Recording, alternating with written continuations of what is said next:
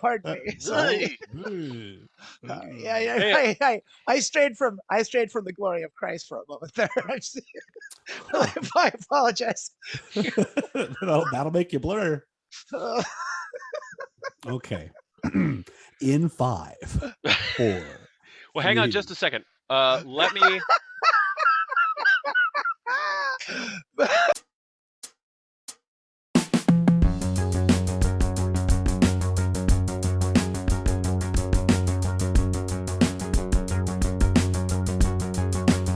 Oh, there you go. Start that one out. Right, yeah. Get that right out. Oh yeah, get the bodily functions in the new recording. I just got like all Clark Griswold all of a sudden. Right, and do something here. I just adjust my camera just a little bit. I just want to give myself a little more upness. Classic. I don't know that did much, but I feel like I tried. I don't even own a gun. Let alone many guns, which would necessitate an entire rack. What am I no, what have I done? With a gun rack. Okay, this is this is better. That's what it is. That's the problem. It's like, okay, she was so like good. a hose bead. That's what it's She about, was amazing right in that. there. Yeah. One of these days, Wayne, you're gonna miss me. You're gonna be careful. You might lose me, Wayne. I forgot. I haven't seen Wayne's World in It holds up. years. It's every bit as good. It's right. I do wonder about that. Like, it's like everyone real good. says that. Yeah. It's still real good. I mean, It's still real good. was it real good then? Like, Yeah. I mean, I'm still like, Yeah. That's a great movie. I mean, All right, judge for yourself. Like, well, Wayne's World isn't gonna live or die by your review at this point. Like, you know. Party on. Oh, I guess that's probably Game on. I don't know. I don't know if you do you know who I am? We've met. You might be selling me a little short there, bud. I will make or break Mike Myers' career. Yes. Dr. Hollywood. Paging Dr. Hollywood.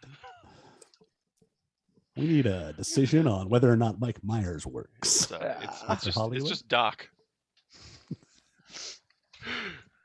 Oh my God. All right. I told Lorne Michaels personally that I did not enjoy Master of Disguises, and they didn't make a second one. So I'm very, very sorry to hear that. You didn't enjoy the movie? No? Is that George Bush? I was at dinner with Cindy Crawford and dinner Richard with Gere. Paul Simon and Carrie Fisher the other day, and we spoke of Dana's movies. No one liked. They weren't good. Paul was dressed as a bee. I'm really not sure at this point how relevant that reference is, but you know. In 5, 4, 3. What about 2 and 1? Did you not see it? Did we miss the boat? Hey everybody, we're back. My God, you lost it, Ian. You lost it.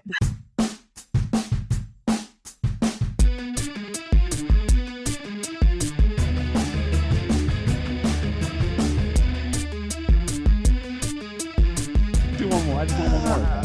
Can I get one more? I want to do it with a different flavor. In 5. Turn up my right 4, headphone. 3, 2. Guess what?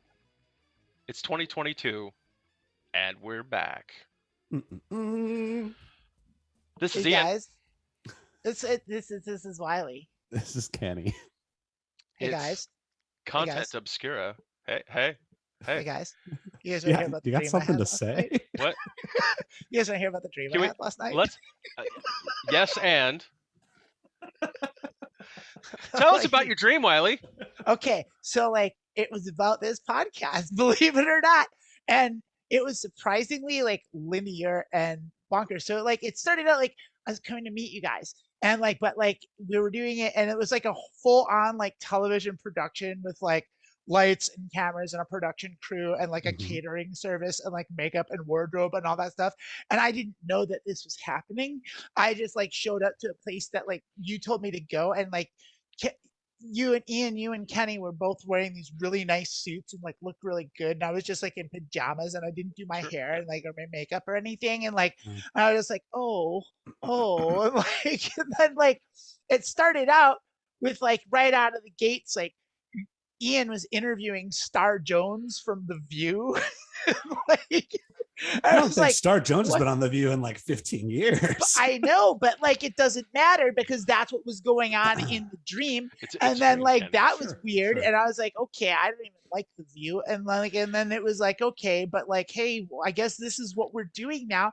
And then the next thing that happened was like we decided like to interview Bradley Cooper, and like Bradley Cooper was on, and then but then right as Great soon as interview. Bradley Cooper came on, like all of a sudden he had a ponytail and both you guys had really long ponytails too. And then Well, yeah. like you were going to When in start Rome. interviewing Bradley Cooper, but as soon as you're like, hey Bradley, old buddy Brad, like what's going on? And he was just about to tell you, but then like Oscar the Grouch came and like attacked him like with like submachine guns, and like that went into a bit which Yeah. was like an animated sequence where like where like everything in the world started turning into Shrek, and that happened. And then like I was like, okay, this is crazy. I'm taking a break, and I went to go take a break, and then I went back where like Star Jones was talking with Oprah Winfrey, and like Oprah and Star was telling Oprah, she's like, yeah, Bradley Cooper, that's not his favorite suit, and like I was like, well, I mean, Wait. yeah, This is important. Is that not his favorite suit or not his yeah, that favorite what that he soup? wore on our show. Like he didn't wear his favorite suit on our show. And I was Okay. like, "What? That's a little Oh. offensive." Well, I hope it was at least his fourth favorite suit. And that's really how the dream went. Interesting. And what do you think that means? I don't know. I don't really even know who Bradley Cooper is. Like I've heard his name. I mean, I'll be honest, spoilers. That was pretty much what we had planned today. Ah, You ruined it, Wiley. Yeah. You it ruined it. was Cancel wild. Bradley. I was not ready for it. Well, So, content obscura. It's been a minute. yeah, it has. It's been I don't know how many minutes are there in like 3 years. A Google lot? would know, but then I got to type. I don't even want to I haven't seen Google Tick Tick stuff. Boom yet. Yeah. What is that? Tick Tick Boom? Yeah. It's the new movie that just came out about the author of Rent. Oh, gross. Well, no. What? It's a really This is a weird interesting reaction. story. Yeah. I'm sorry. I can't. I was dating this girl and she was super into musical theater, and I hate musical theater. And like the movie version came out, and she was like, "You have to see it. You'll love it." I was like, "I really won't. I really won't love Rent." And like she made me go see it, and like I went, and it was the worst thing I've ever seen. I was just like, "Oh God, I want to die." And then I questioned our whole relationship after that. Well, the person who wrote it died the night of its first off-Broadway premiere of Rent. He was sick. He passed away. But you feel bad now, don't you? It's a pretty interesting story I mean, about I this don't person feel who happy about passionately it. wrote this thing and did everything they could, put everything they had into it, and then never got to really see it come to what it eventually came to be, where it won Yeah, no, however many got Tonys and Grammys, et cetera, et cetera. It did, despite And my the reference distaste to for the it. Like I most still popular haven't song, figured how that many out. minutes, Yeah. yeah. I have no idea how this thing became a pop cultural phenomenon without Without my my stamp of approval. approval. Yeah, it's really. I am the arbiter and tastemaker Yeah, of modern society. I gotta don't side with your understand. ex on this one, I think. Just in that, like it being quality art that you don't get. I mean, there's a chance of that, I suppose.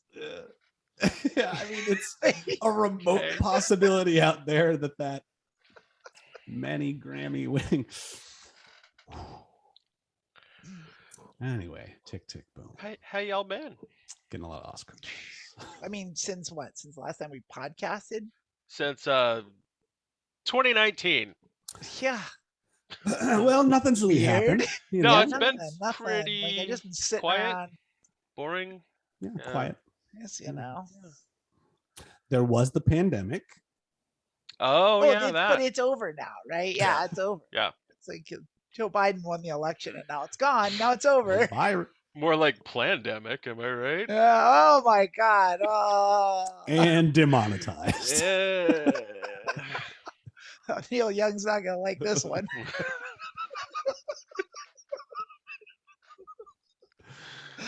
Oh So no. There you go. that. There's our timestamp. There's our specific moment in time. Now you know Joe when this was Rogan's in recorded. trouble right now. Oh, Joe Rogan. He'll never survive the wrath of Neil Young. Neil Young and what's I can't even remember that. And Joni Mitchell. Like it's like maybe he could have survived Neil Young moving to Amazon Music, but like Joni Mitchell slightly disapproving as Neil well. and I don't Joni, I know. think he can survive, but I don't. He pissed off Brene Brown, and I think Oh no! that But he's got be... The Rock on his side. He's got The Rock. Oh, and The Paul Rock Blart is waffling now because of oh! the yeah. Well, he did have Paul Blart Mall Cop on his side too. The stuff with India Ari, I think, has changed the tone of the conversation a lot. Which is that it started as a conversation The about N-bomb greatest hits. Yeah, it started as a conversation about how Joe Rogan was having people on his show with questionable thoughts on the pandemic and science, and it was kind of being trumpeted around as potentially something that could be dangerous enough that it was slowing down the pandemic and causing death. Neil Young didn't think that was okay and didn't want to be supportive of that. It's turned from that into something entirely different, which is that Joe Rogan has been outed as a horrible racist. I watched a couple of the videos just to be like, oh, is there context to this? Yeah, the context is he said a bunch of really racist shit. Yeah. Oh yeah. Unmistakably racist beliefs and thoughts. Like what's surprising? The only thing that's surprising about any of this is that the headline seems to be, wait, Joe Rogan is a dipshit? Yeah, exactly. Yeah, question mark? What? Was that? Wait, the Chud from UFC his logo, yeah. Like, the Fear Factor, like dude? look at his logo as like his glowing red face being like and like the guy he's got who like looks a third like eye and like something. He looks like the mascot for a brand of beef jerky that has steroids in it. That's true. That's exactly right. And like, if you look at that, the first thing that I think of when I see that logo is like, this guy is probably a reliable source of sound medical advice. Yes. Joe Rogan looks like the kind of guy source for health. Solid judgment on all things. Yeah, for knowing what's up. Joe Rogan looks like the kind of guy who nurses have a story about the thing he came in at 4 a.m. with. You know?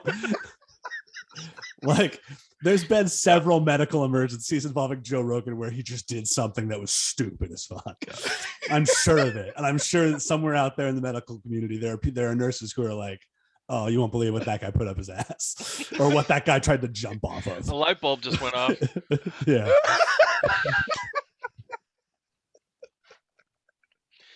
Yeah, like, if you want to win this money, you're gonna have to eat these fucking 8 cockroaches. I've even, listened to a couple of episodes of his show because there was somebody. He's usually like a physics nerd or something. Somebody who I actually was interested in hearing what they had to say about something. He's had a wide breadth of guests at this point. Oh yeah.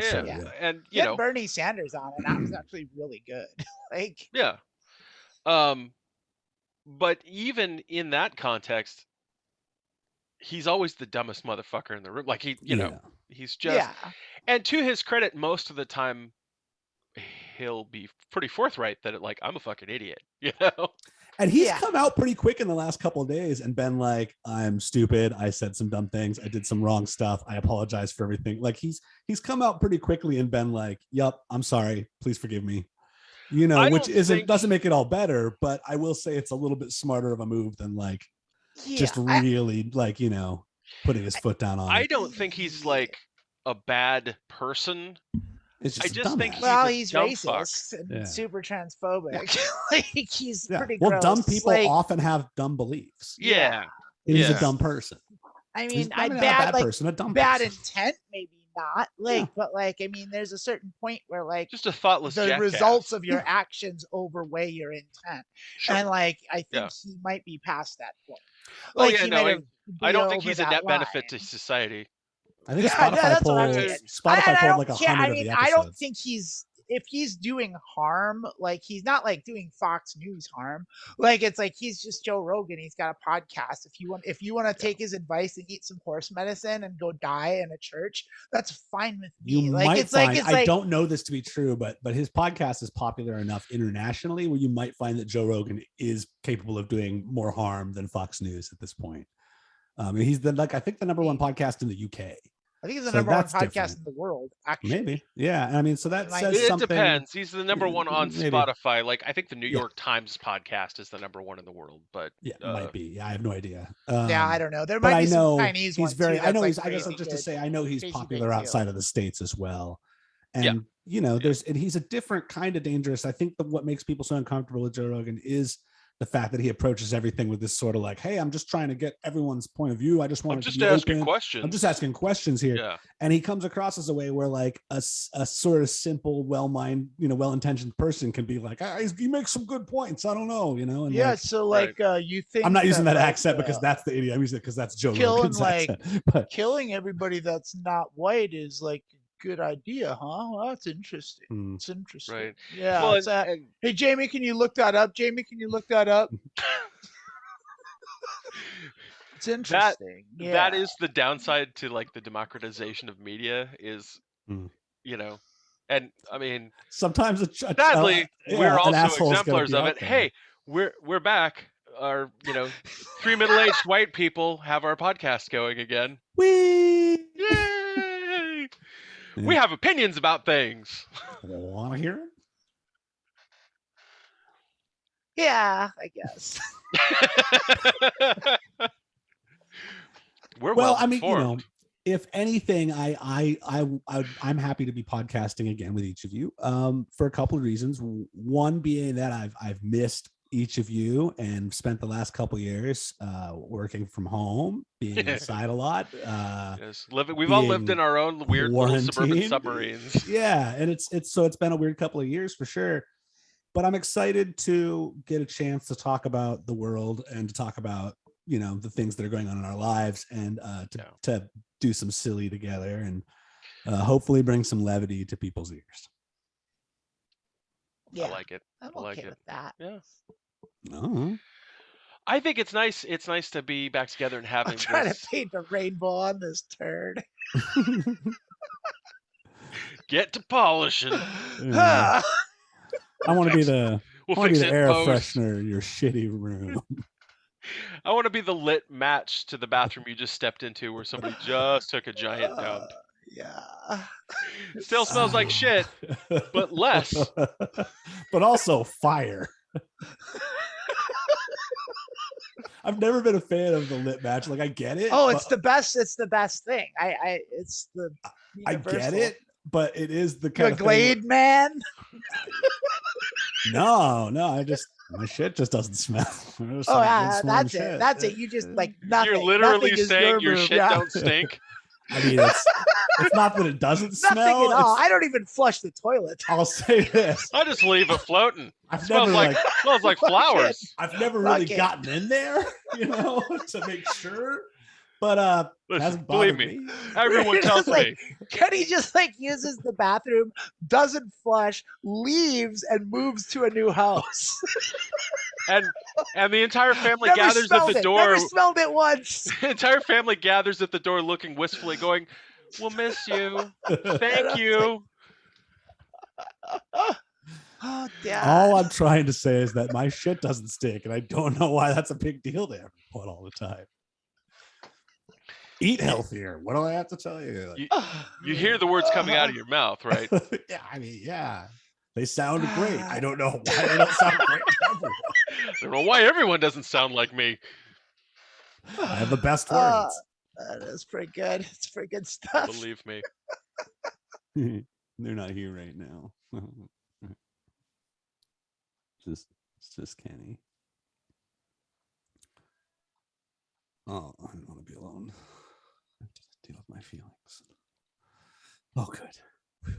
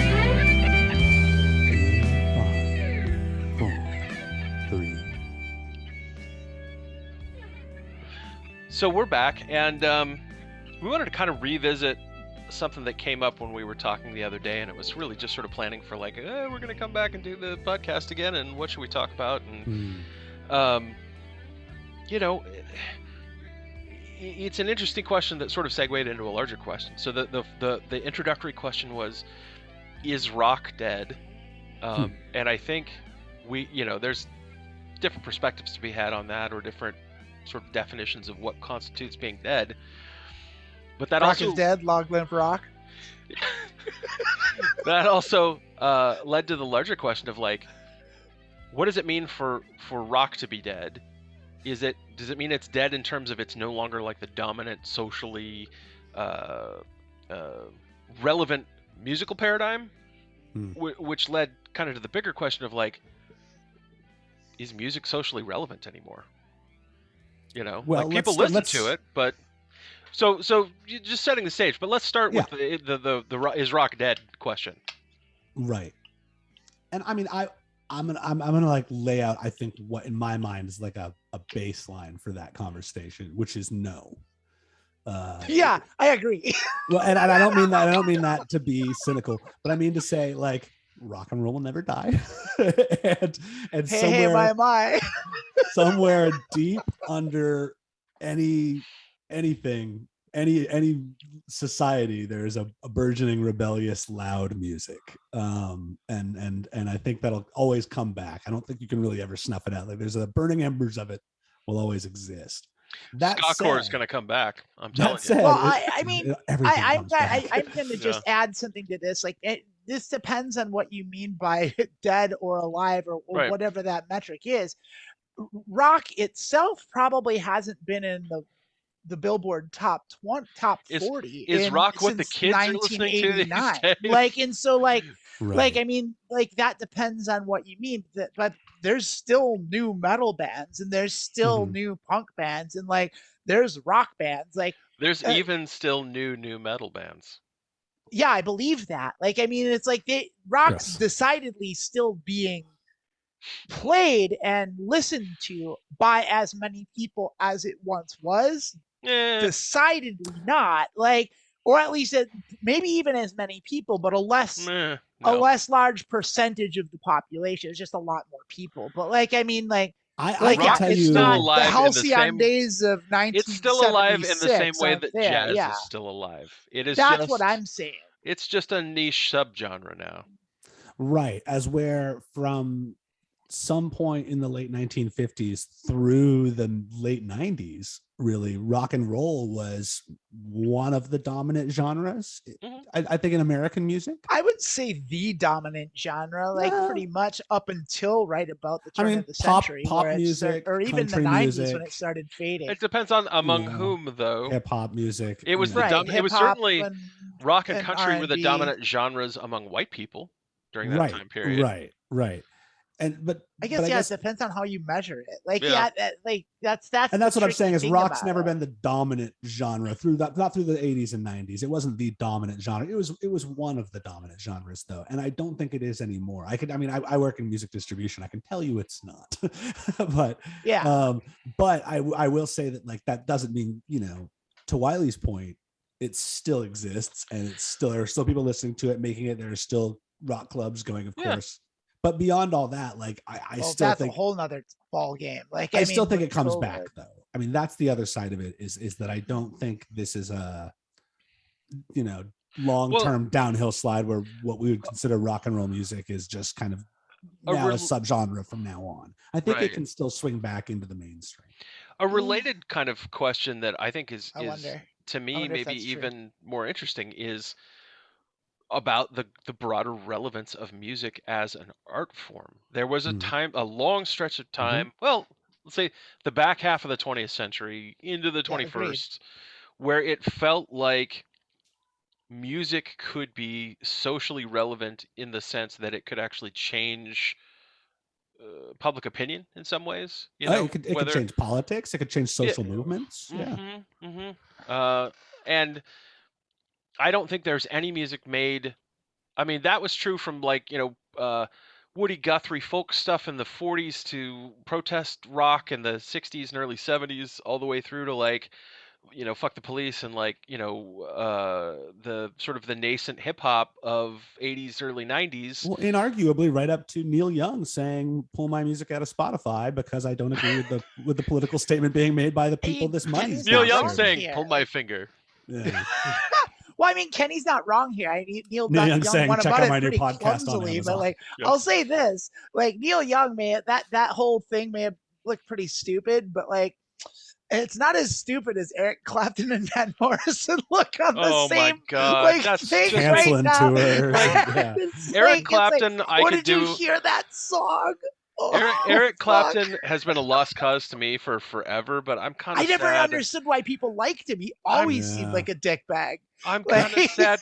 I'm just saying I'm kind of sad about Van Morrison because like there's His a couple music's of been real pretty for a long there's time. a couple of early Van Morrison albums that are just Astral Weeks is masterpiece. a masterpiece. Astral Weeks, Tupelo Honey. Yeah. Oh man, love that album. You know, big fan of the voice.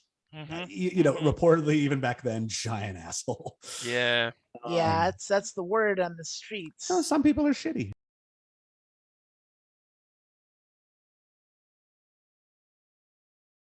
You know, I'm willing to be like that guy. Shitty white guys get old and they become shitty old white guys. And it's the worst. That's what I was gonna say, is that I'm willing to listen to the music of someone who seems like they're a jerk.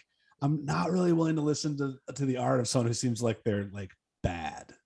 Like, you know, they do bad things and they're a bad person, and they do bad things to good people. And you know, you get to a point where you talk about like the R. Kelly of it, and you're just like, well, you can't fucking support it's that arguable shit. whether Eric Clapton does bad things to good people. It's like, because then there's the adage of like, burned by Eric Clapton once, shame on me, shame on you. Burned by Eric Clapton twice, shame on me, kind of thing. It's like, well, that's the thing though, is that I think when you're starting, that's part of what has been we really won't interesting. get fooled again. Not an Eric Clapton song. Yeah.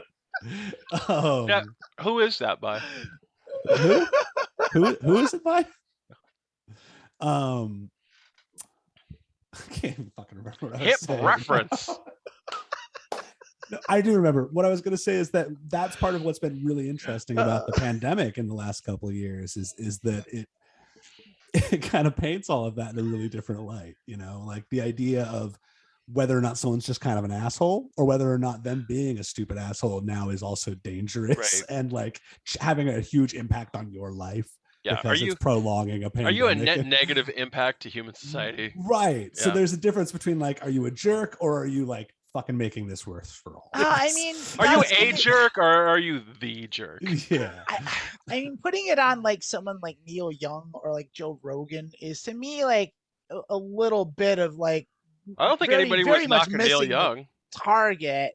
But I'm just saying, like, you know, like that whole thing that's going on about it, like the feud or the Spotify thing, like whatever the thing about it is, it's like like I think it was Edward Snowden said this, and it's like okay, yeah, like it's Joe Rogan's the problem. Like Joe Rogan, let's just look at that guy. Like take his advice. If we just throw him in the volcano, then everyone will start trusting American institutions again.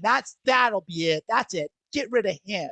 Like it's kind of missing the point. Like I it's like mentioned to someone the other day that the idea of blaming either Joe Rogan or Spotify for the problems with the media right now, or the problems with the streaming services right now and the music industry, is sort of like throwing out the baby and keeping the bathwater. Yeah, I agree. It's you're really avoiding the problem. Blaming entirely. an individual boil for all herpes everywhere. Yeah, it really is. And like there's a giant, huge, like the one that's systemic started in a lab in China. and everyone's like angry at one thing. Yeah, it's vetoed.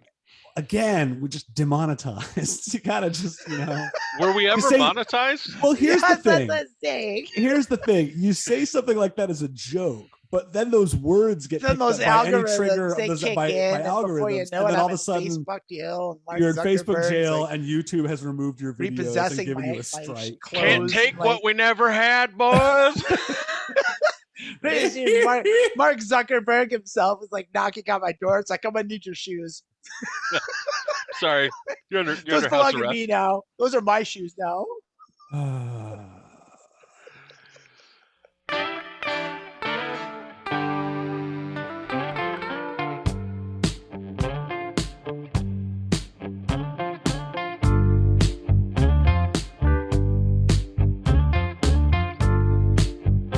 Is like I'm old. Like that's the other thing. I was gonna get there old. with it. It's like we're middle aged, and What? I can speak. Even being involved in music and loving music, music is less culturally relevant to me than it was 10, certainly 20 years ago. I feel like you get to a certain age where music to you becomes like Star Wars to Harrison Ford, where you're just sort of disassociated, and if you're going to have any part in it anymore, it's only going to be if it'll kill you. Yeah, it's just put me out of my misery. I'm not going to do it. Yeah, I mean, I'm just saying, like, I don't quite feel like that about it, but like, I still love it, and I still Not do yet. it. Like, No? like maybe it I will time. when I'm Harrison Ford's age. I don't know. But what I am saying is that, like, clearly for me, its impact in is less. 30 years. That might not be the case for someone that's 15, 16 years old. In fact, I suspect that it isn't the case. Like, because teenagers and if they still are teenagers. 15, 16 years old, move along. You've picked the wrong podcast.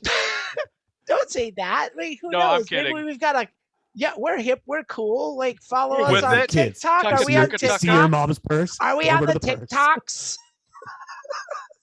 I've heard of TikTok. I'm cool. I'm hip. TikTok, you don't stop. Listen, kids, we've got cool things to say. Mm-hmm. You know what's cool?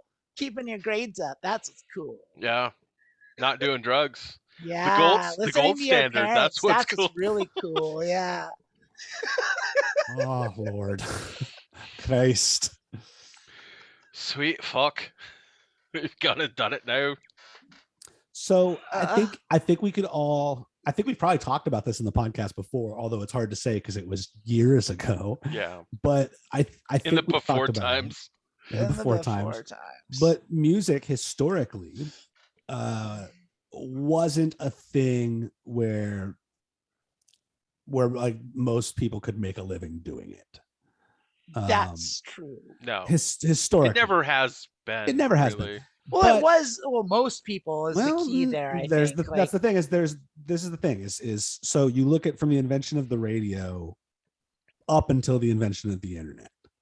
There's this chunk of time where all of a sudden you can get your thing in front of everyone. Internet killed the radio star. Internet did kill the radio star. There's this thing where your music can get to everyone everywhere, and the only thing that's getting to those people is the radio. If you have the radio, you can hear what's hot. Right. Then it's TV. If you have the TV, you can hear what everyone wants to hear, whatever the cream of the crop is. That's all of the cultural gatekeeping has flown out the window. Right. And as that happened, the barrier to get your art to the people goes away. However, that completely changes what that pie looks like. Financially, fame, you're right. Yeah, whatever you're talking about, it changes the shape of what success is. I'll tell you, there are a lot of people, more people probably than ever in the history of time, making a good living off of music right now. However, most of them aren't performing. Most of them aren't rock stars. Most of them aren't selling albums. Most of them are selling ad time on Twitch, on YouTube, on whatever they're doing. They've got that's the tertiary. Like the way they've got multiple it tertiary revenue stream changed. side hustles going on with because it's and not it's through about their craft. like it's because they're good at what they're doing. Music and making a record, and that's not what sells. It's the means to actually fund your music is what much sells more is obscure. It's how like you have to long, be a personality. Yeah, it's content. It's live. It's how many seconds can you get eyes and ears on your content? Right. Which is why we're proud to announce Jingle Obscura. Yes, you can have these musical geniuses create a jingle for your product, service, or brand. I'll write a jingle for you so fast. I do actually make jingles, and I'm going to do that. Yeah, you make great jingles. I've heard your jingles. They're jingle fantastic. your jangle. Everyone currently on this podcast is super capable of making a catchy jingle and has. Yeah. So just throwing that ad out there. We jingle. I remember 10 High. That was good stuff. I enjoyed that myself. But the thing is, there's no... So yeah, the barrier to entry is basically, well, it isn't nil. Like you have to live in a Western society and have access to the internet and, some amount of disposable income to the point where you can buy a cheap USB mic and, whatever, a computer of some kind. But you can make music. And anyone in the world can listen to it. It's pretty I wouldn't even say it's a first world thing, because I work regularly with people in all through different parts of Africa who are distributing music. Well, that's been the interesting thing about like the democratization of the proliferation of technology. Right. But the flip side, or sort of, it's not directly related. It just happened at the same time. So anybody could make music and anybody could listen to the music that you make. But all of the taste making and gatekeeping and filtering flew completely out the window. There's not 3 television networks anymore. There's not 5 record companies that pick and choose what makes it and doesn't. We don't all watch the same shows. We don't all see the same news. Yes.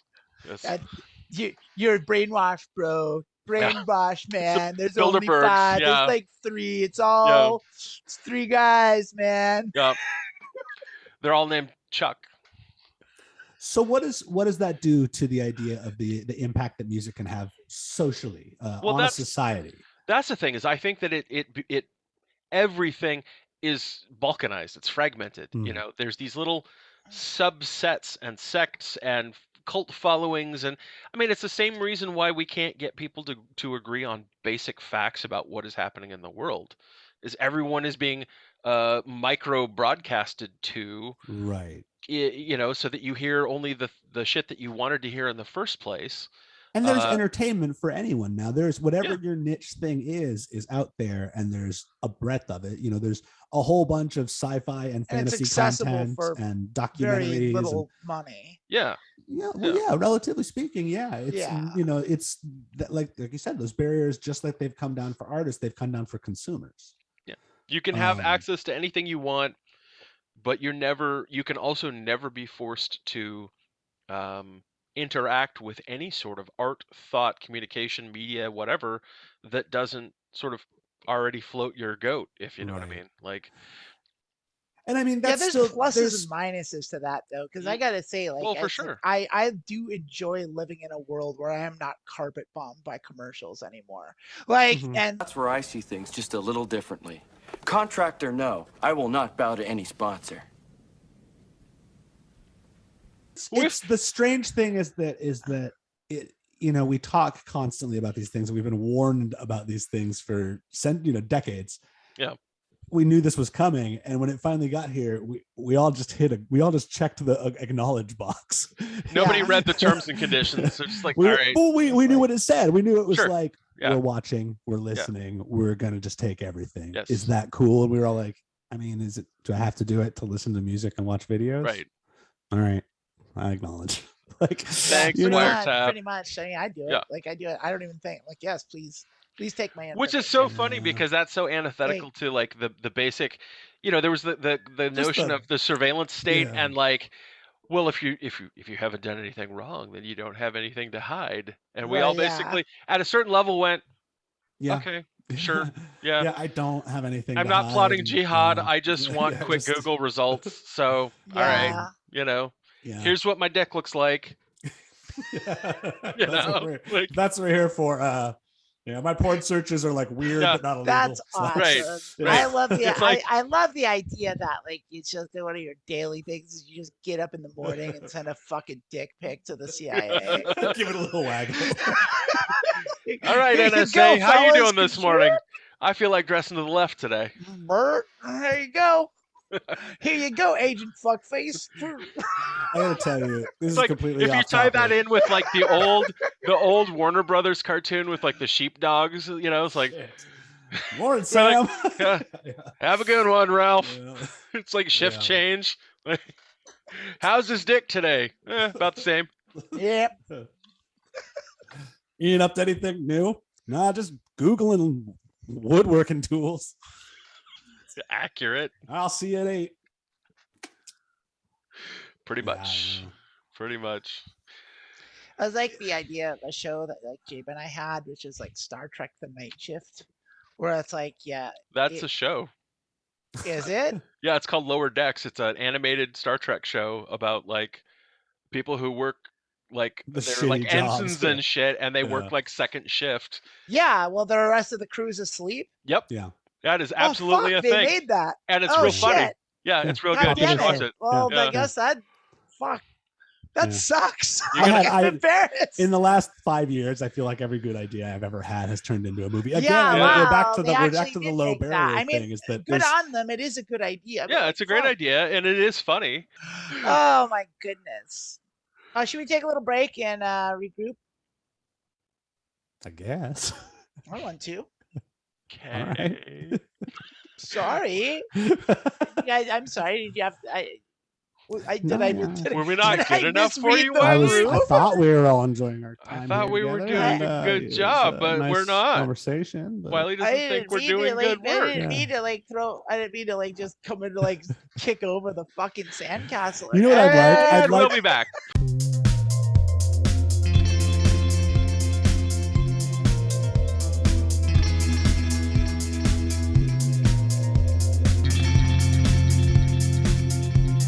So, but they're headed the right direction. They're going down.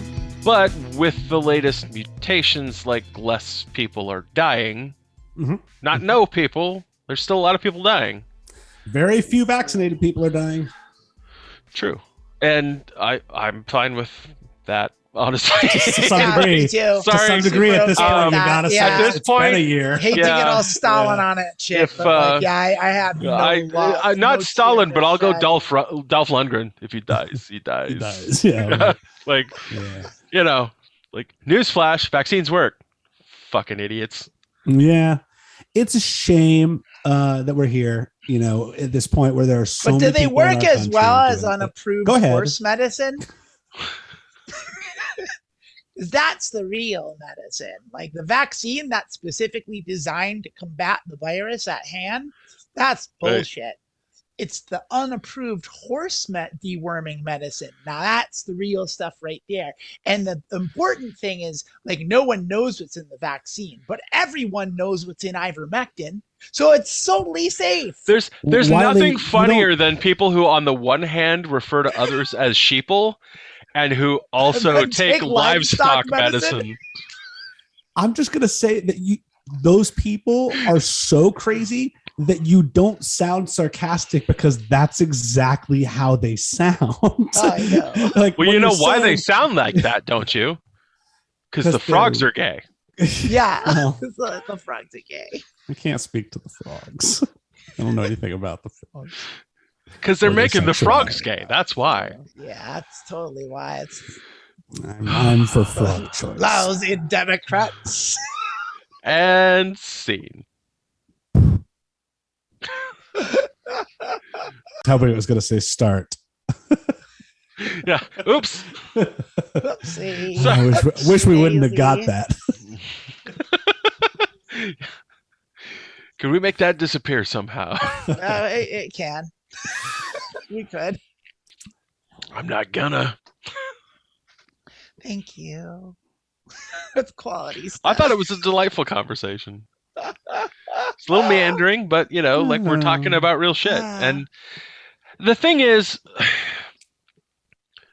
there's no hot takes left under the sun. Like we're not Right. gonna say No. anything about our experiences that are not like don't share a commonality with everyone else's, because that's how a pandemic works. That's the frustrating thing, I think, for so many of Ian, like you said, you and I, and we've barely left the house for 2 years. We've really done our best to do our part. We said Right. we're capable of working from home. I'm a good boy. Yeah. Well, it's not just Yeah. that. It's that you recognize that you have a level of privilege where you're able to not go out much. Yeah. You don't have a job where you have to go out very often. You're able to afford to pay for the grocery delivery service. So you do that because it's safer and for everyone, to have less people out or whatever It's the a thing you're different doing equation is. for everybody, but most people of goodwill are trying to They're trying really play hard. by the rules and it's make things very not shitty for frustrating others. that there are still people out there that aren't sharing the same pandemic with us. Right. Well, And it's like being on the highway, and it's like, okay, not everybody is driving a Prius and getting 60 miles an hour, but like not everybody is fucking rolling coal and like laughing while Right. they reduce their MPGs to 2 and Right. coat everyone in black smoke across right. 3 lanes of traffic. And like that's it's the wanton willing shitheads that really, I think, chap the collective hide. The people that are just like, for me, it's the combination. It's those people for sure. More than anything else. But it's also like the well-intentioned people who are out there talking about how they're doing their best, but they're also like a way more willing than I am to go to a party or to travel and go on vacation or the ones who get me maddest are just the ones who can't figure out that the mask goes over your fucking nose as well as your mouth. Like, I went to the airport in October for that wedding, and it was terrifying because you sit down at your gate to wait and you look around and half the people have their masks off and they're eating, so that's their excuse. And the other people just have their mask off because no one's telling them to keep it on right there. Do you think there's been massive COVID-related weight gain just between like people being stuck inside? I gained like 30 pounds. And also like the shitheads that are like, well, if I'm eating, they can't make me put it on. Right. I've eaten and lost noticeable. I've gained and lost a couple times in the last 2 years. Yeah, same. I was gonna kind of chime in with piggyback on what Kenny was saying. It's like about the good intention people, like, because that's kind of the thing that gets to me, because there's like you're right. It's the rolling coal is a good analogy there. It's like those shitheads are gonna they're misanthropes who but it's 400,000. I have noticed that like among mostly well-intentioned people, a lot of them seem to like be like, well, I'm doing this, but I really just want to do this thing, and I think it'll be fine if I just do this thing. But then they just keep doing that, and it's like, because it went okay, they didn't get sick, but it's okay for me to go to the bar and have a drink. Let's be. I just want to call in like a COVID gut check, because are you asserting that you've never made that moral calculus in the last 2 years at any point in time? I've loosened up a couple times. I definitely have had a couple moments where I was like, I think it'll be okay. Let's go eat on this patio. I haven't been to a restaurant in a year and a half. I've had a handful of like, and one time that was not the best sick. judgment or the best decision. That was like we got lucky. Terrible. Like I felt like I knew it while I was doing it. I was just like, this feels wrong. Like, but we've all be done this. it, right? Like, I gotta tell you a tiny story. Some percentage of the people that you're castigating, they were just having that day. Yep.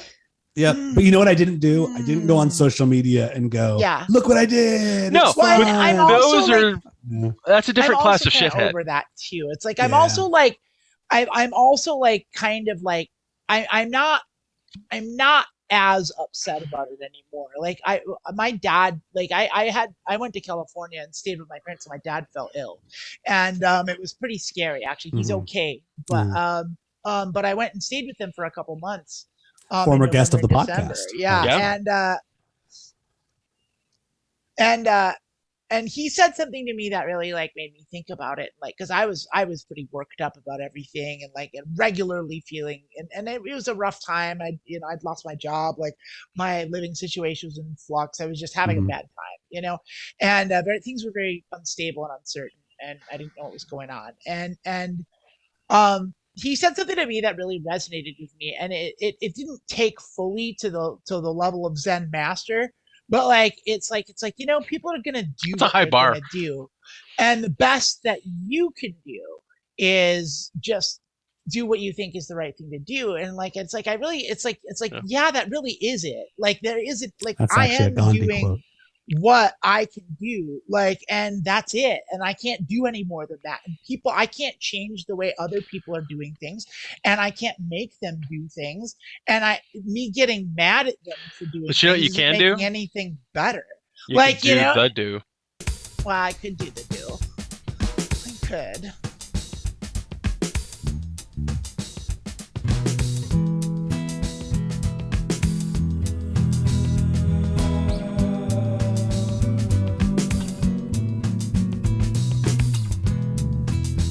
I don't mean to burst your bubble, but I think Hitler initially actually said that. Does your dad like Hitler?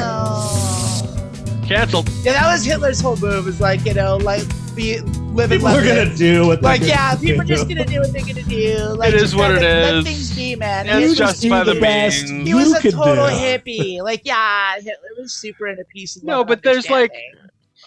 I think that I don't even know where I first heard this, and it's trite, and it's been used in a bunch of shit. But like the whole notion of just do the next right thing. Mm-hmm. I think that's the one that I've latched onto, which Save is one like person.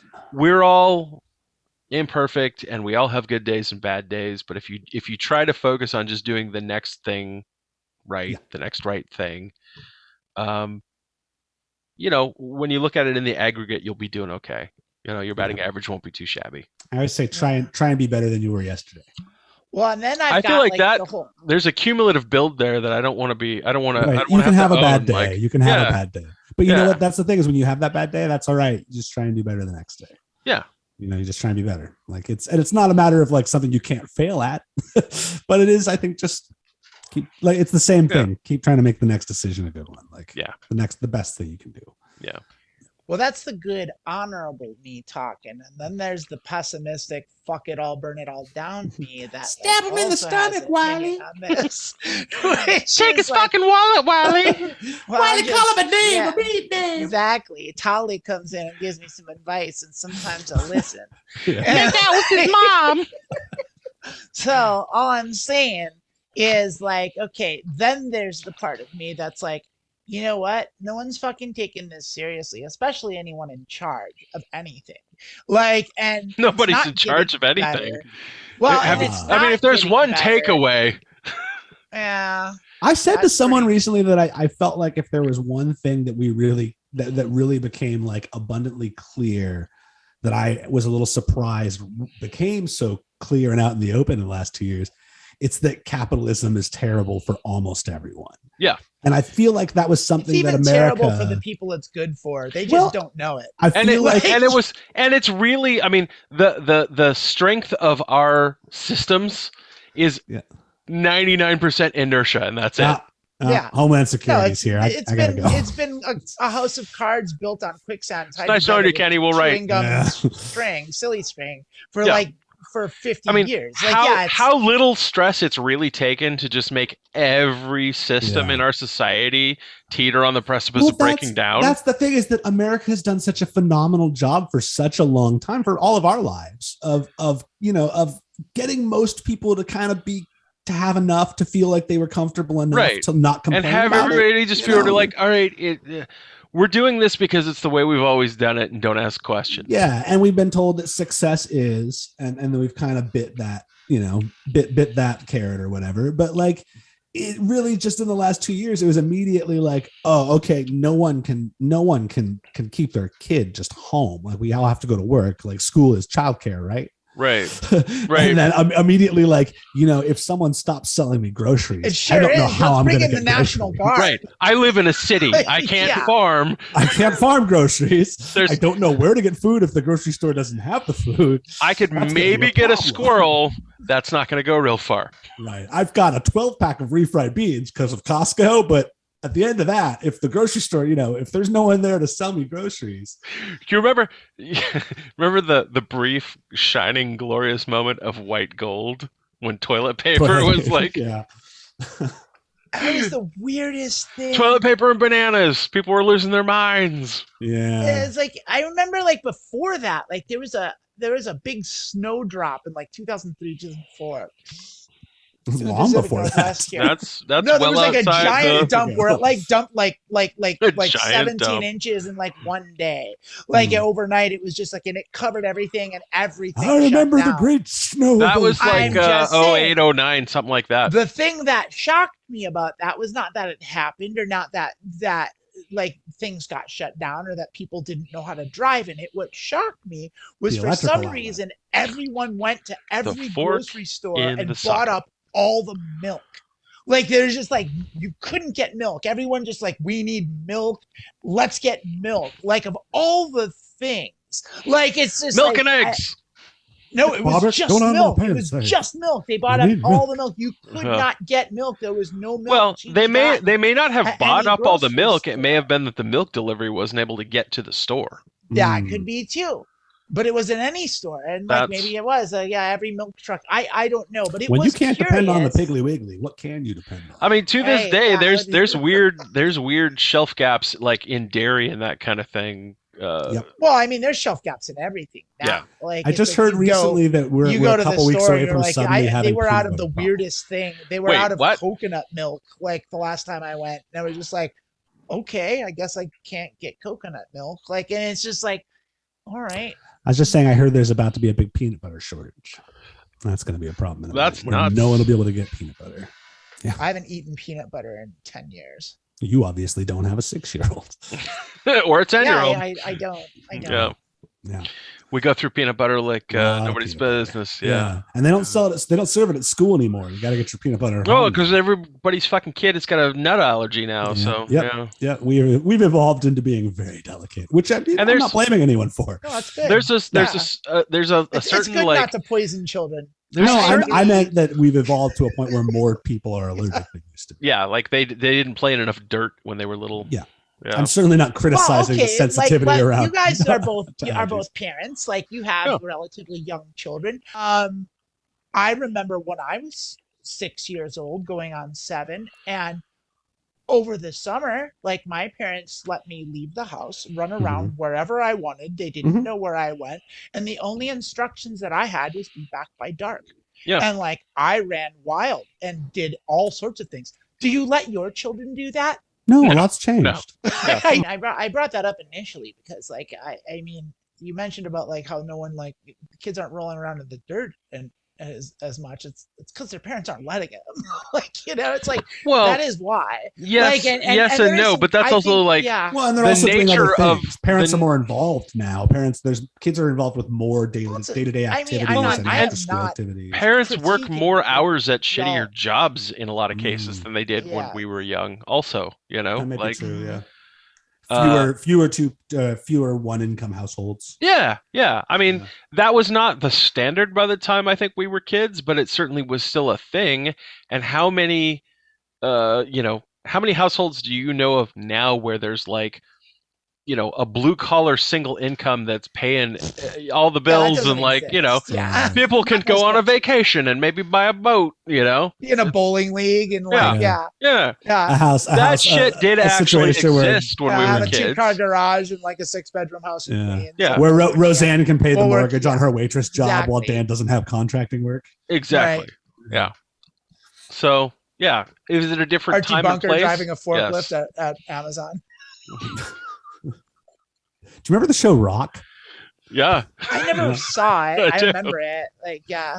That show was like King of the Message episode. Like, Oh, yeah. just every episode was like gonna have a part where Rock got like super dramatic. Well, and then Oh yeah, You Charles remember S. Cop Dutton. Rock? Because Very that good. was what Yeah, I was. Charles That's S. where I was going. But like, so like the first couple seasons, like everyone was a message episode, and like it was a moment where I got real, Where Rock had to get real But serious then- about something.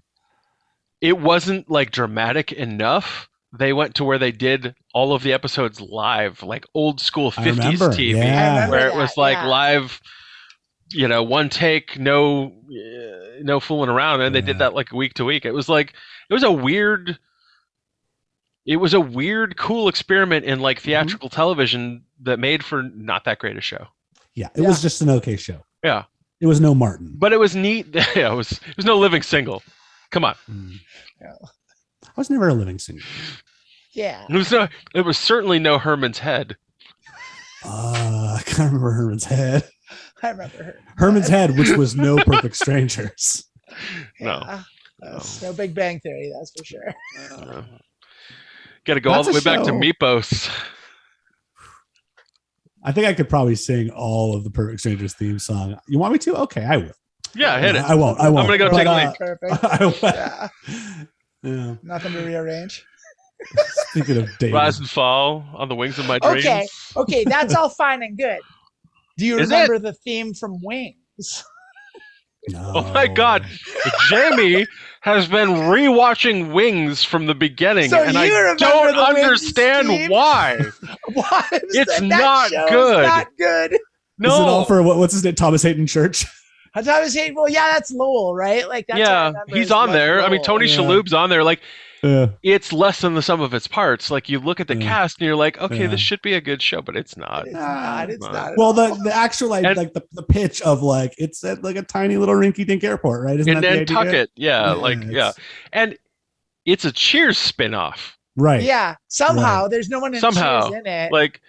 Because the guys that made Cheers. Well, made that, I actually like, it went was like- way down the rabbit hole during the like I went back and watched like I started watching Cheers Baby from the Newark beginning. was on it or I something. rewatched all of Cheers a few years ago. It holds up. It mostly holds up, Yeah, but like not all of it. Yeah, yeah.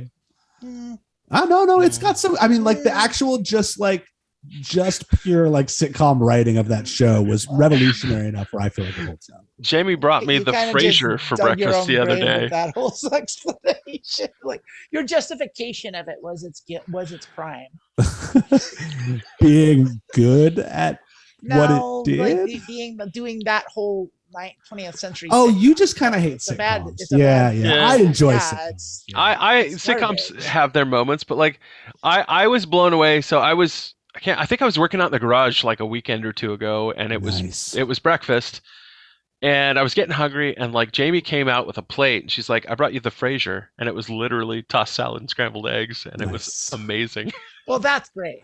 How is that as a combo? That sounds like a weird combo to me. It was good because it was like I guess it's fine. Yeah, like a little breakfast salad. it on was the like a side. breakfast salad, and Yeah. it had like a little lemon and a little. Mm-hmm. It was like a fresh made vinaigrette, and there was some like That sounds diced delicious to me. Yeah, that shallots sounds in it. wonderful. Yeah, and I want a salad right now. scrambled eggs sounds and like great. a shallot, arugula kind of a salad. It was with a vinaigrette. It was all over your good. face. And some buttery I like- toast. Ooh, Yeah. this is It was- enticing. Baby, I hear There. the dinner a calling. I'd say. Oh, Is the dinner bell is it ringing that for time of everybody? night? Should we take a Yeah, little it's fiver starting and, to. I don't know.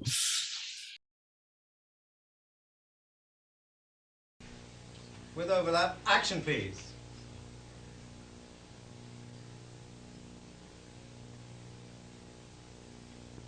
Action Orson, please. Just do anything? No, sorry, cut. Yeah, rolling. 102, take 2. Ah, the French champagne. Like it would like get off pace. Like it would get like 3 episodes ahead of where I was. I think everyone in the free world at this point has fallen asleep to Netflix and knows the predicament you're talking about of losing the place in the season you're watching. Well, Yeah. there's more to it than or that. having but weird yeah, Netflix dreams. Yeah. Yeah. there's a setup here. There's a long game. So A longer game? a longer game. A longer Game of Thrones. So like Good so Lord. I was Are you asking us if we mind if you play through? so what I'm saying is that I started doing that and falling asleep.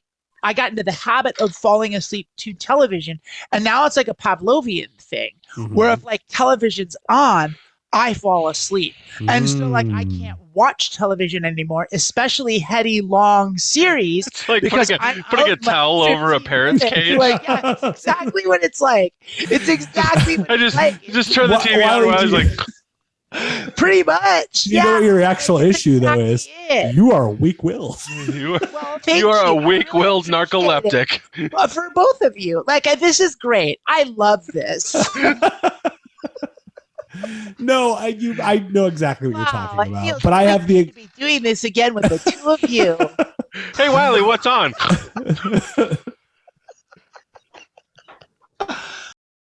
My feed is less than amazing. Like, and my algorithm's all fucked up. It's like I like garbage apparently, or at least that's what Netflix and HBO think I like trash, so they recommend garbage, I suppose. I assume Like, your feed is just Borat at this point. my life. It's very nice. Oh, glad that's back. Yeah. Yeah, I was afraid of that. Like when it did come out, that like, oh, that's how we were gonna close that shitty. That was the end of Trump's like reign. It was just a bunch of fucking Borat impressions again. It was Rudy Giuliani trying to pull his dick Yeah. out in front of a crew. The aristocrats. That would have been the best thing for Rudy Giuliani to possibly, even now, if he just went out on TV and just said, "The aristocrats," it was all a joke. Yeah. It would be I the best just joke saw ever. another thing where he was on one of those stupid like voice 2 or whatever shows, Dancing with the Stars things, where he was like a celebrity guest that popped out of like a puppet, and like it offended the judges so much. I think that was Dancing with the Stars or something or, like that. no, Yeah, it was the one of those garbage Masked shows. Singer. oh, that's the Masked one. Singer, Yeah. that was it.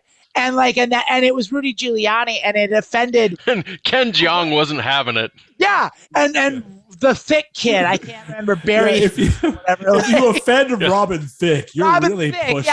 yeah. And it's like, okay, this is a dude that wrote a song about rape and like trolled like a whole You album. go too far, sir. Like, yeah. It was like, Speaking of even blurred he lines, thinks Rudy Giuliani's a sack of shit enough to walk off his own show. Like, just like, whoa, dude. or, and I'm He's just not throwing it out wrong. as an idea, Yeah. everything's staged. Right. Well, that could be that too. I don't know. Like, really, yeah, because that's really what it is. Because Robin Thicke and Rudy Giuliani. We're talking about it. Yes. Yeah. They're friends. They could be. I don't know. Robin Thicke is a piece of shit. So, like, maybe he's Okay. super buds with Rudy Giuliani. All right. Like, yeah, I don't know. But Top 5 Ken Jeong being hilarious. in on it? No.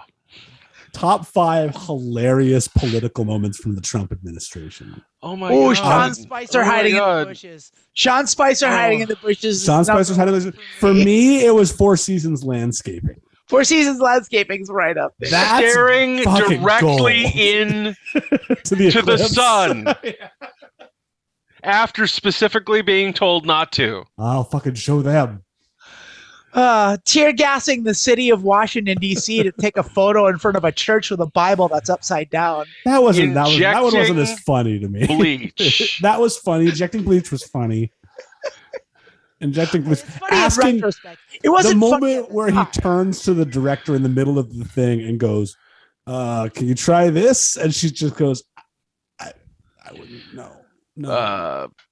We'll get back to you on that. Yeah, man, it was a Didn't he try to fucking like clown launch car a nuclear full of moments. vessel at a tornado? We're trying to nuke a hurricane. There was some talk about He nuking a questioned hurricane at it. one point. Yeah. Yeah, what if we nuked it? What if he Yeah. taught when he saved Puerto Rico by throwing them some paper towels? To be fair, what would happen if you nuked a hurricane? I don't know about you, but I want to know at this point. Not bad enough to do it, but enough to like run the simulation.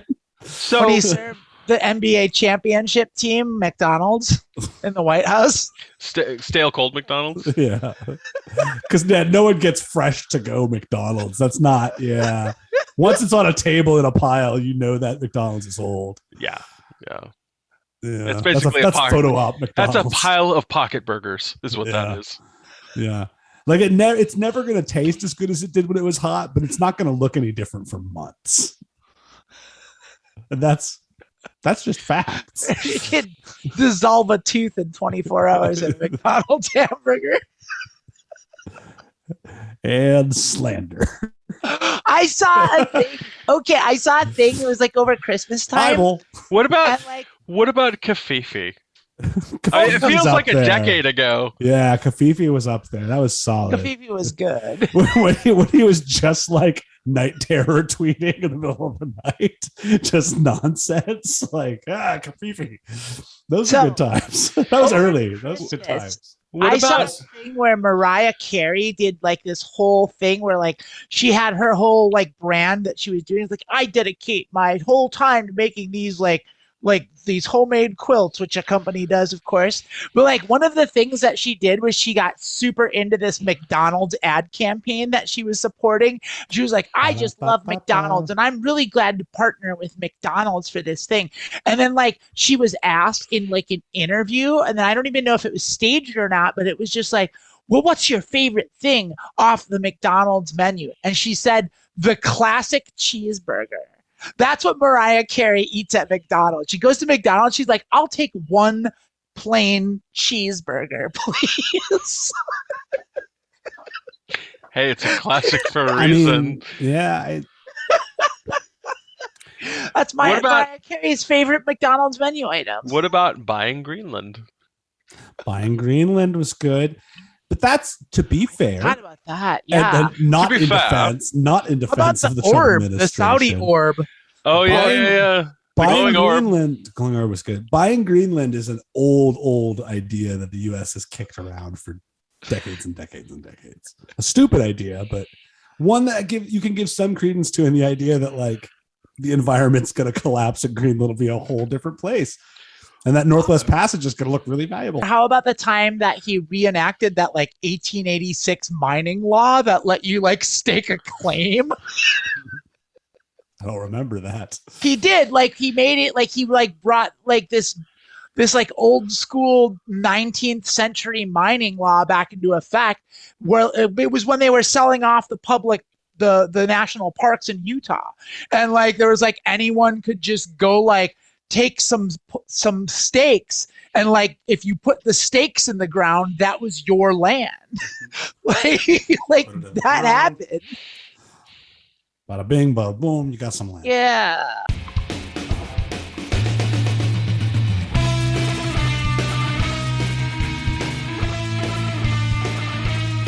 I have a feeling that over the course of the next couple over the next year of us recording episodes, that we're probably going to talk a lot about what the future of our country looks like. Just casually, because it's something that we all think about and it's something that we're all living with. Yeah. And it's fascinating because geographically, politically, socially, sorry, we're not just talking about video games anymore. Yeah. And I hope that we do find some time occasionally here or there to say, hey, have you heard this video game news that's interesting? But I don't think any of us are playing a ton of video games anymore. I still play. Yeah. Do you? Yeah. I don't have a ton of time to do it. I play here and there. Yeah. Like there's games I'm excited for that I think are interesting. I haven't played a new video game out, in forever because I'm like, I haven't made the transition to like PS5, Xbox. That's exactly what I mean by video game news. It's interesting to talk about. Yeah. The new systems. I actually did get a new video game recently when I was kind of sick. Sure. Got a game on the Switch made by some Russians, and it's literally just like hyper realistic off-road trucking, like driving like that sounds great. Driving logging trucks on like dirt roads and getting stuck. Wonderful. And having to like, oh, it's awesome. And you're literally just hauling logs from like a mountaintop where they've been cut down to like the lumber mill. Yeah. Trucking simulator. Yeah, on shitty roads, and like you have a winch and you have to like winch out when you get stuck in the mud. That's great. I love that. Fantastic. That's wonderful. Contemplative, because there's no time constraints really. You just gotta get the logs to the mill. You gotta watch your fuel levels. I got a job to do.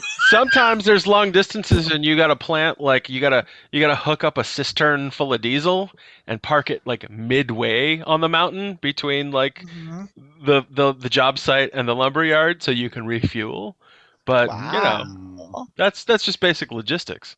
I like that. I like that a lot. I haven't played like a Nintendo proper I haven't had a Nintendo since I think the 64. The Switch is really good. Oh, It is. know. I got a It's Switch just, it's and I another. enjoy it. It's Oh. money. Like it's like I Oh, can't yeah. justify. It was the spending- beginning of the pandemic expense. It was one of the first things I did. I was like, well, my anxiety is about to hit new levels. Hey, would you go to Fred Meyer and get me whatever Zelda you can find, please? Yeah. Yeah. Because I'm going to Again, be home for a while and I need to find my happy place. So Yeah. Right, something, and I something get with an that. ocarina and a horse and fishing, please.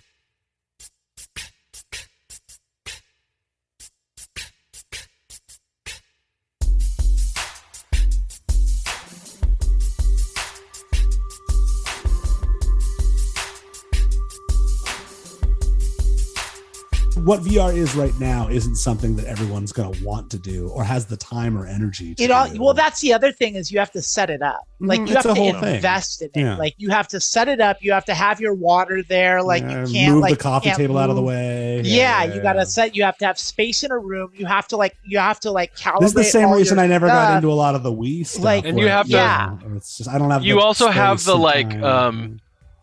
self-respect hump to get over Uh-huh. because you Like have looking like an ass with your helmet on, waving your hands to around. looking like an ass with the helmet on, waving your hands around, but also just like the awareness that this is the making peace with the fact that this is how you are in fact choosing to spend this amount of time Right. and resources. I don't. It's care it's a about new that. level of I- escapism for sure. Yeah, that's fine. It's There's like people said that same thing about novels once. It's like there's a willing suspension of your own personal standards required. It's like playing Rock Band, you know. I mean, it Mhm. depends Yeah. on what your standards If are. you're As a gonna- musician, yeah. if you're it gonna is like stand that. there with You a got silly no tiny plastic standards, you guitar, can't bottom out, man. you just have to you have to recognize be that able that's to, what you're doing. Yeah. yeah, you have to be able to sort of compartmentalize, you know. Be like, yeah, Right. no, I really, if I'm spending some time with a guitar-shaped object in my hands, it probably ought to be the actual fucking guitar I play. You know what the good But- for me the good analogy is D&D. It's D&D is awesome. Should be the but- actual orc that you own. But well, no, it's just that part of Yeah, it. you should really go into a cave with a sword and a group of people. The analogy I'm making is not that. Is that it's that D&D. Like, if you're gonna do it, you have to. There's a certain admission that you Where's have the to go into it. Cheetos? Going like, I have to not care that this is nerdy and that I'm The gonna nerdiest thing I pretend. could be possibly doing. Yeah, I have to, like, we're gonna pretend and do voices and we're gonna say things to each other like And I'm gonna put that Rush CD on, and we're all gonna enjoy it. full or not. I'd like to do a charisma roll. Yeah, you have to get past that part if it's gonna be fun. And like, You have to get past me, and to do that, you must answer these riddles 3. Some of the most fun, like playing video games online I've ever had has been with you hooligans, honestly. Well, yeah. that's the thing. It's like, when we would It's jump good out times in with good Grand Theft people. Auto and Yeah. like run around and be tourists. That was Oh, I great. loved that. Yeah. yeah, pretending to be when we all pretended to be really, really elderly and then just got in a Volkswagen and drove around and took Like, pictures. complained about like Stopped everywhere and just got out Yeah, in our just took khaki pictures. shorts and Yeah. Drove slow so people would have to go around us. put the hazards on. Go around, it go was around. good times. Taking our time. I think some of my best memories playing video games with other people, like multiplayer games, wasn't so much online. It was the pre-online stuff. It was the Oh, the in-person LAN- like the couch LAN co-op, parties. LAN parties. and yeah. then playing like GoldenEye and Worms Mhm. Yeah. at friends' Yeah. houses and Twisted Metal Yeah. Yeah. and stuff like that at buddies' houses. Worms was definitely became like a religious experience in a group of friends I was in for a while For for sure. sure.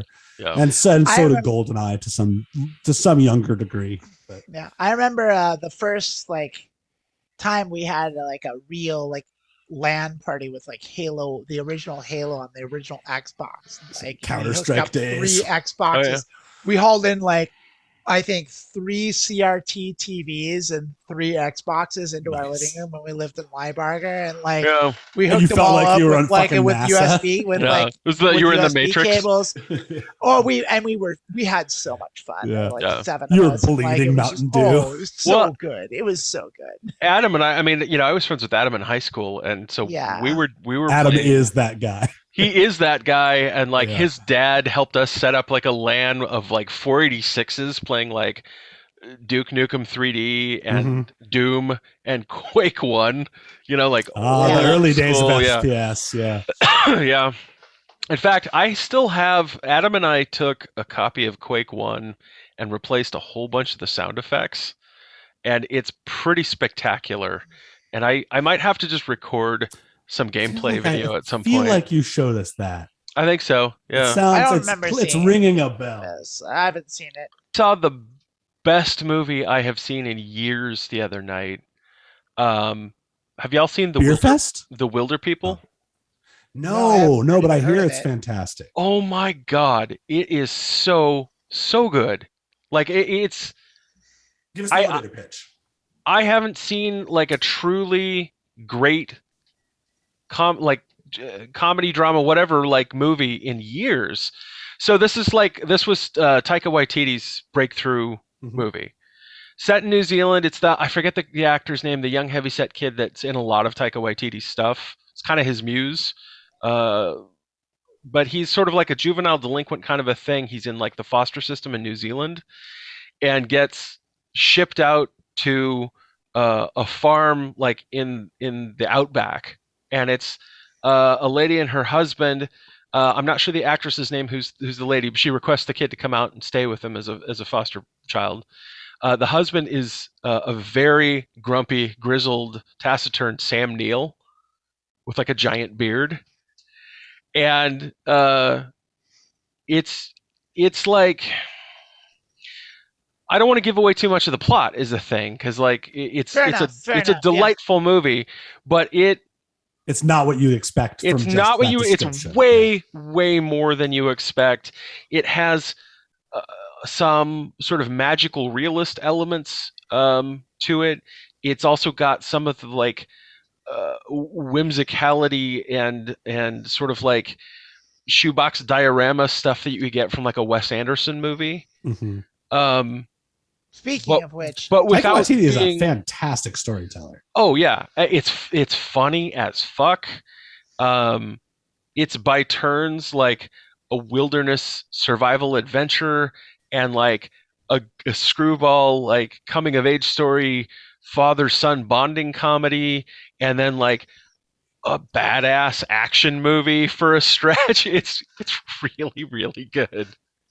It's really good. Yeah, I'll watch it. Like you told me.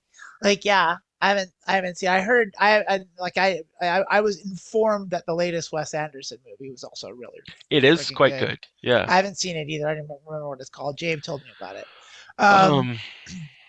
Did you guys like Dune? I didn't watch it. I didn't care. Like I didn't like the version that David Lynch did, and I don't really like the book. I kind of don't give a shit about Frank Herbert. Did you watch Dune? I studied under a guy who wrote with Frank Herbert, and I read a bunch of his stuff, kind of like academically, I guess. And I enjoyed Dune, but it was never like my Star Wars, my Shakespeare, any of that. It's good. I like David Lynch's Dune because it was weird. I haven't seen the new one yet. Mila, and because of that, it's like, well, they're recycling their own fluids on a desert planet. Like it's pretty dystopian. Yeah, we get it. Yeah, it's things are shitty. There's spice. Sandworms. Sandworms. Yeah. I only want that in a Tremors movie. I'll tell you what. Fair enough. Yeah. Can I tell you something that most people kind of, I think, of our age might have forgotten? What's that? Tremors is fantastic. Tremors is really good. Everyone knows Tremors is great. Yeah. But here's something. I haven't watched all the sequels. I haven't watched all the sequels, but from what I remember, there are a couple of them that were pretty fun too. Here's something that not everybody knows. Any Tremors movie that has Michael Gross in it is good.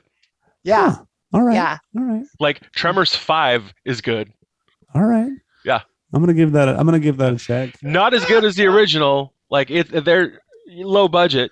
So you got to kind of squint, But are either of you James Bond fans? Yeah, I am. Yeah. Okay. Yeah. I'm not like a huge Bond fan, but I'm familiar. Like, and I've seen most of the movies. Who's your Bond at this point? Yeah, I know Craig. Connery. Yeah. It's always been Craig. Connery for me. Yeah. I think Craig is my second favorite. In that boat, and I get Craig is so good. much shit for it. Yeah. Like, I don't like. I actually don't like Sean Connery as Bond really that much at all. Like I'll I take Roger Moore over. I'll say this. over too, Sean Connery. too silly. I Because I read the started- books Wait. first. I started as a Sean Connery fan. Then I became a really big Daniel Craig fan. I really liked Casino Royale was fantastic. I like all of them. All They've four been- where they- I thought were They've fantastic. been, Quantum of Like, Solace was they've been good. A lot of people thought that, but like It was okay. Quantum of Solace was really Quantum of convoluted. It was a Quantum And of it. I kind of liked that about it. There was a so Timothy Dalton did. I Bond just for want to two- finish my point. Yeah, I'm sorry. Which is that I've grown as I've gotten older into a Roger Moore fan, and now I'm a much bigger Roger Moore fan than I used to be, because I think many of those movies are the best James Bond movies, and it makes me enjoy the Roger Moore Bond more because the They're movies. fun. I mean, they're silly, but they're not. I don't know. I can appreciate like the schlocky, shticky Bond, Mhm. but I also appreciate the like sticking to the actual source material, serious. Right. You know, the broccolis of it. yeah. Because I even like the one with what's the one with David Niven and Peter Sellers? The The very first one. no, it's No. it's a total like it was made in '67 and it's a total blanking all psychedelic comedy parody. Who's the guy who played Bond for like one movie, and it was Lazenby? Lazenby, yeah, George Lazenby. That's a weird one, which it seems like has kind of grown in popularity with time. Like George Lazenby is nuts and wasn't an actor and didn't know what he was doing at all. But that actual movie is like, you can watch it, and if you replace George Lazenby with any half decent Bond in your mind, it's maybe the best Bond movie. At least this is what I've heard. But who's the director of that? I don't look it up now. While both of you say nothing. So the original, because I was referring to the original Casino Royale, which came out in 1967. Which is the weird kind of before there were Bond movies. David Niven is James Bond in it, and it's got Peter Sellers. It's just a really weird. It's Austin Powers, basically. Right. You know, it's silly and schlocky. Orson Welles is like the bad guy, Le Chiffre. I was thinking of On Her Majesty's Secret Service. Yeah, is the weird George Lazenby one. Yeah. That's that one.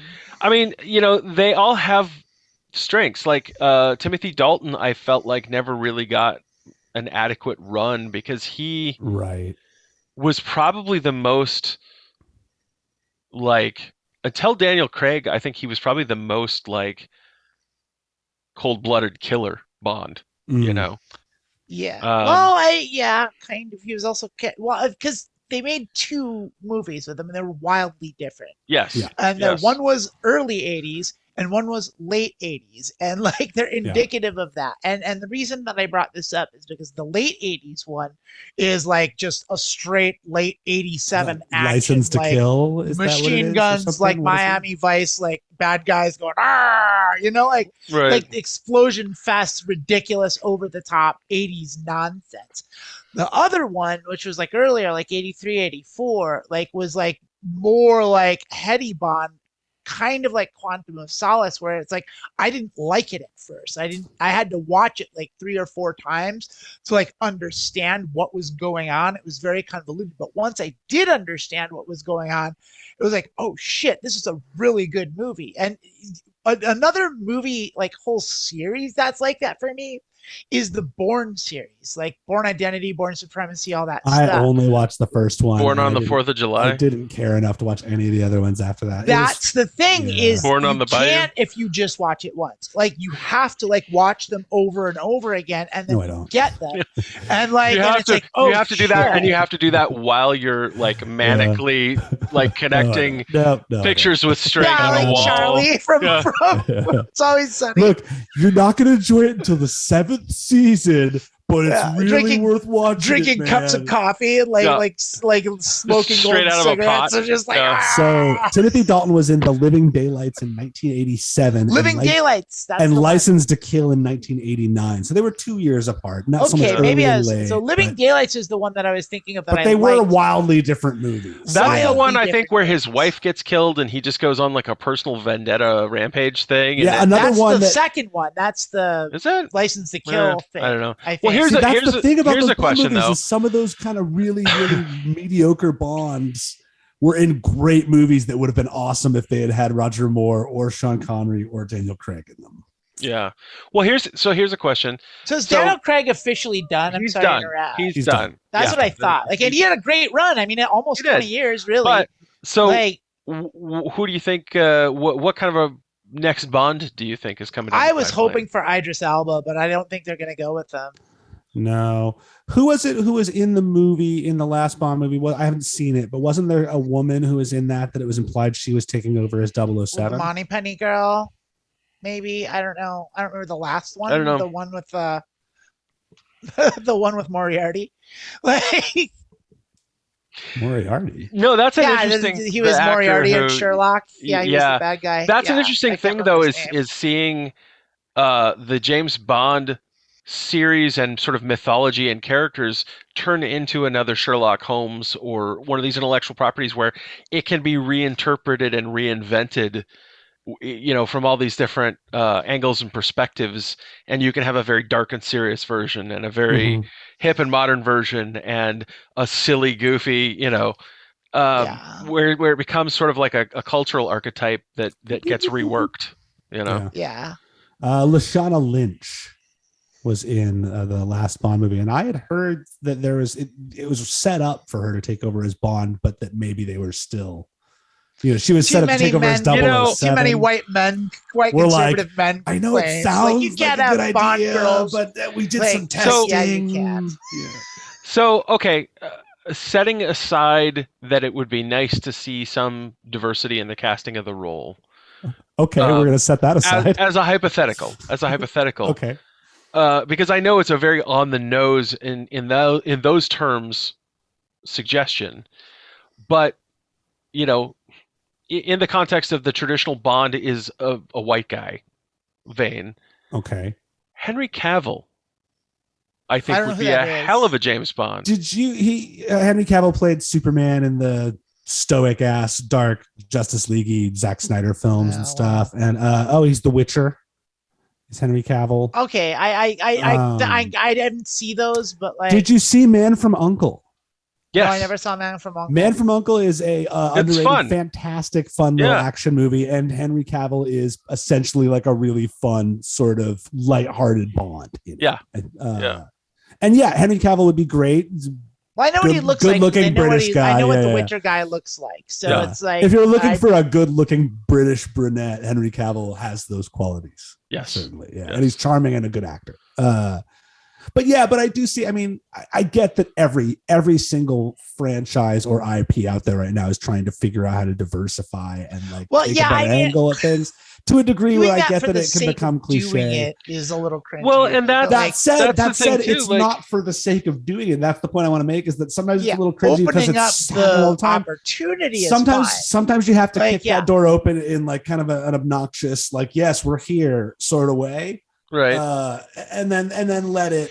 simmer So where down does to where where does the that equality should be fall? there. The equity has to go the other way, maybe for a bit. You have Where to do- take some of those, force some of those risks. I guess I wonder where that falls within the context of what the author's original intention was. Hmm. Because, if you take James Bond, he literally, the visual analog that is provided by the authors, he looks like Hoagie Carmichael. Because that was I don't know who Hoagie. Well, it was pop like cultural the reference, but, inspiration for him was actually Christopher Lee. Like, no, that's what I heard. not true. It's not the case. Facts challenged. Yeah, Snopes it, bro. No, it was mostly Call based. back. It was mostly based on Ian Fleming's own experience in British intelligence in World War II. Right. Oh, sir.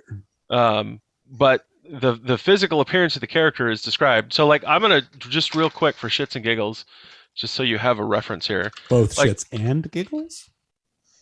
All right, Yes. all right. That's a hefty promise you're making You know, there. I don't have glasses to put on, but it's like, wait, I do have sunglasses. It's not gonna. It's wait. Or I have do glasses, I but do then have- you can see the reflection of my ring light. Well, I have to do So the joke. Hoagie Carmichael was a famous like singer and actor in the 30s and 40s. I'm going to take a Um, moment. cha-cha-cha. I'm going to read you an excerpt from Bombed. Sorry. I'm looking up Hoagie. So that's what the dude looked like. Okay. And basically, James Bond was supposed to look like that guy with like a scar on his face. Okay. So, you know, So Sean Connery's the guy. Yeah. well, is a real close fit. I mean, the sort of the hard-edged, raw-boned aspect of it, like Daniel Craig hits on pretty good too. But I guess I'm just, you know, There is a description of the character that was made Yeah. by the writer who's no longer the author. here. they had a very I think- clear sense of like who the character was, what they looked like, you know. Sure. I So think in all fairness, like But you don't have to have the James Bond Bond be franchise 007. has strayed pretty No. far from Ian Fleming's original vision. Like, I mean, it's Yeah. grown well beyond that. So like Sure. to like, I mean, I'm not saying that doesn't hold any water, but like I just think it's I an had interesting seen- sort of thought process to Yeah. think in terms of, you know, when you're trying to, because I think on the one hand, there's an argument to be made that it's disrespectful of the artist's original vision to just like change a central character, but on the other hand, it's more inclusive to the audience and brings that person's overall art to maybe a broader audience than would be interested without having some sense of their own representation within it, you know. So it's not, I don't think there's a clear-cut answer. I just think it's a weird. I'm trying to figure out who you I think Idris hate. Elba would have made a cool Bond. I don't hate anybody. I just want you to kind of just bluntly say which demographic you dislike, and then we can just go from there. The Irish. Okay, it's the Yeah. Irish. I knew Yeah. I knew you were going somewhere. Yeah. No, I mean, I think that you're right. Though there is a point where you start talking about the idea of like when a character has been written in a way where either they've been described very specifically, whether it be their gender or the color of their skin, or whether the actual traits of the character are somewhat dependent on that. I heard there was a writer I'm a fan of who was on a podcast, and they were talking about different characters that have been recast as black characters instead of white characters, or Spider-Man, Miles Morales' creation, things like that, where characters are kind of being reimagined now in more diverse ways. And someone brought up the question of like, well, what about a black Batman? Wouldn't it be cool to see a black Batman? And this writer is a black man, and he was like, I don't want to see a black Batman. And at first everyone was like, well, what the fuck? Why not? And he was like, look, Batman is the ultimate statement on privilege. Yeah. Yeah, that's true. Batman is a person that came from immense wealth at a time when immense wealth was not had by black people. Yeah. And as a character whose entire outlook is lined with that privilege of having everything taken away from him and then still having everything. Right. And having to kind of reckon with, well, then what do? You become If you have all the vengeance, time know? and resources in the world, you can get some justice in this world. Yeah, and all you are is, and you can't Yeah. find happiness in it, but you've got all that resource. You don't have Right. a real job.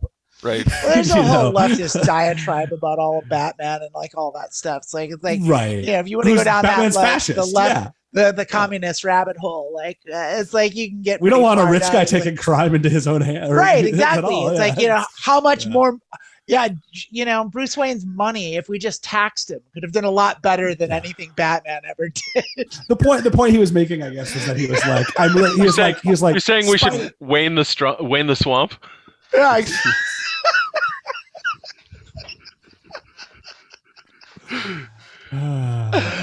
if only Bruce Wayne paid his fair share in taxes. Riddle me this. Where's your taxes? I am asking once again for the Batman to reveal himself. Got billionaires running around Right. in their flying machines. Paying less taxes than a nurse.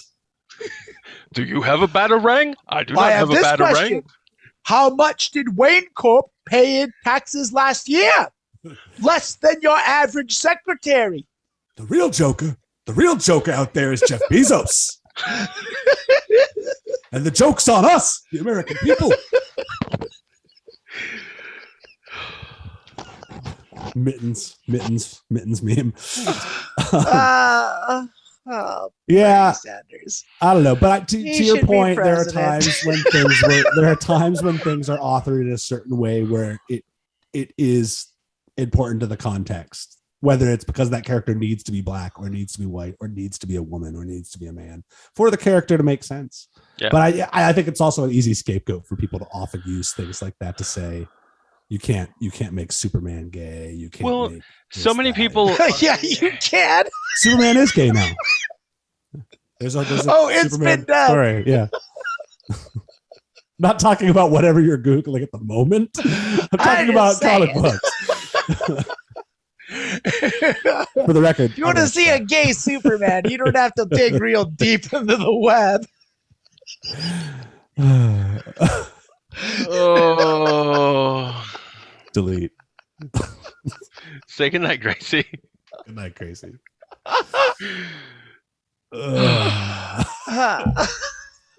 It's like we never left.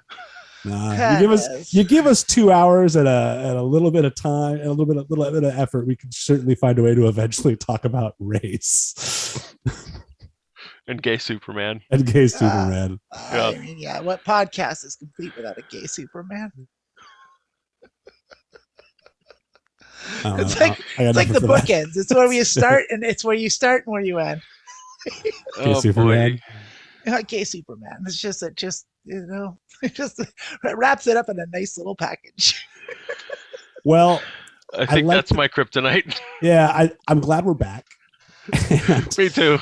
And I'm excited for a future where we find a balance between gibbering on absurdly about nonsense as we did for most of this conversation, but where we hopefully find a balance of bringing the listeners some topics here and there, and some good content, and hopefully some laughs. And I don't know. I'm stoked for more episodes to come. Yeah, I think are we back? I think we're back. I think we're back. I think another question I have with that is like, do we have a way for anyone to contact us still? Like, is there like a thing? Because I would say, like, if y'all want to tell us about like what you think we should talk about, I'm big definitely down to listen to that. Big spotlight on top of a building downtown with a bat shaped silhouette on it. Just a big fucking schlong. It's just a big cutout of a dick. The dong signal is lit.